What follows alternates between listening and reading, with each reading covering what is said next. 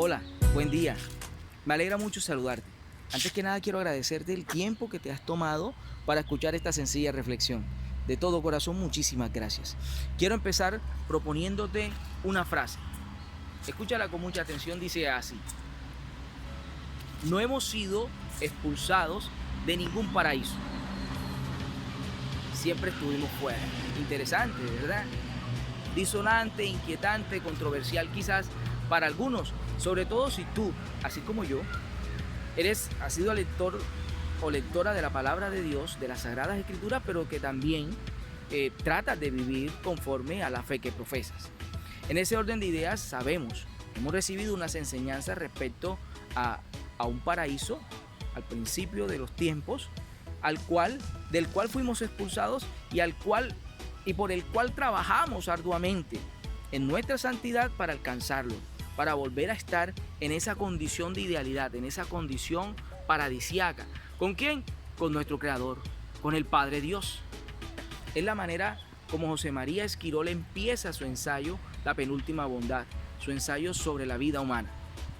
Es sobre el capítulo 4 que nos ha correspondido plantear esta reflexión, el paraíso imposible. ¿Qué podría significar un paraíso imposible? Pues yo te voy a decir lo que para mí resulta imposible. Resulta imposible creer que en el paraíso no se hiciera ningún tipo de esfuerzo y que se considerara como una condición ideal del ser humano el estar con Dios ahí sentado todo el día, acostado, no sé, en la posición más cómoda, no haciendo absolutamente nada. Honestamente, para mí no tiene mucho de paradisíaco esa postura. Tú te vas a una isla desierta con el mar más cristalino del mundo, con las mejores playas, ¿verdad?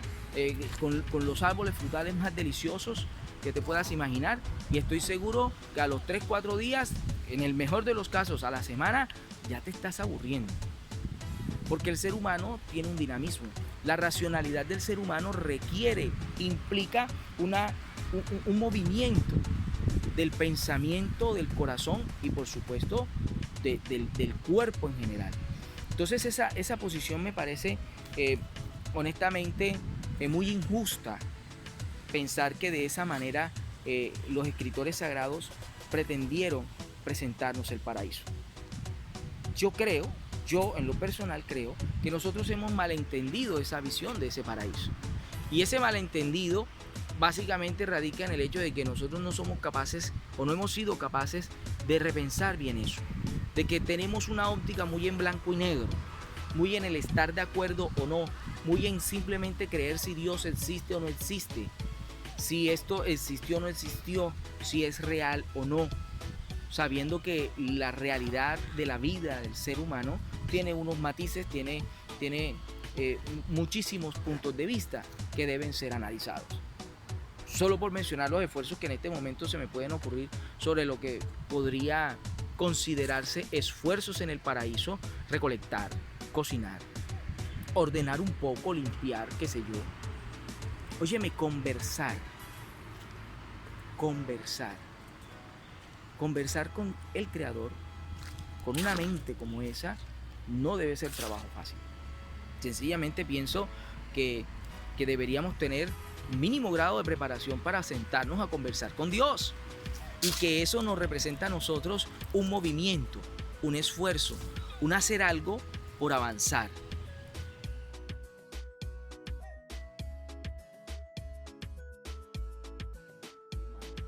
Yo creo en un paraíso posible, en un paraíso donde Dios no hace todo, donde yo contribuyo, donde yo me ofrezco, yo me dono, yo me esfuerzo.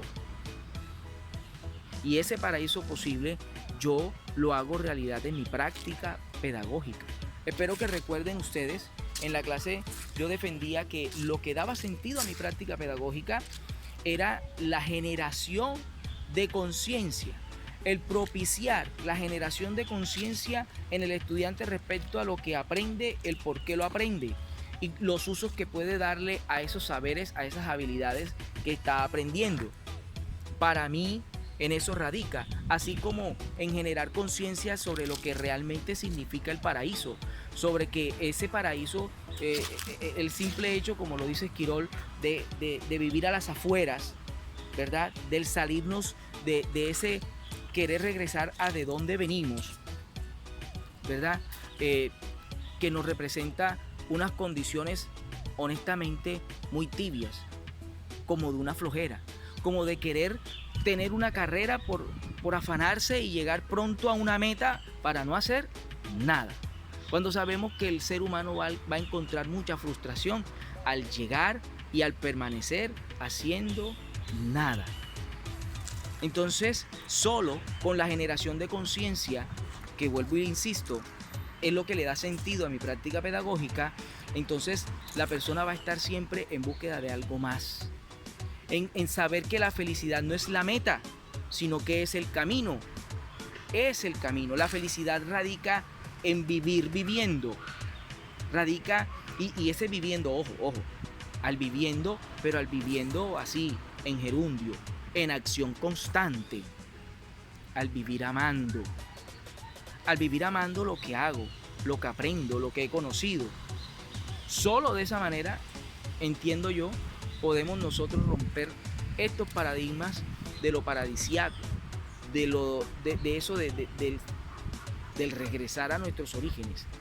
Y si hemos de regresar a nuestros orígenes, si ese ha de ser nuestro destino, y si a eso nos ha de llevar todos nuestros esfuerzos en la vida, téngalo por seguro, que cuando lleguemos ahí, seguiremos creciendo, seguiremos aprendiendo, seguiremos buscando la felicidad, viviendo, amando, haciendo el bien por los demás. Mi área de saber es la química, la ciencia básica. Y la química tiene incontables, pero incontables usos y aplicaciones.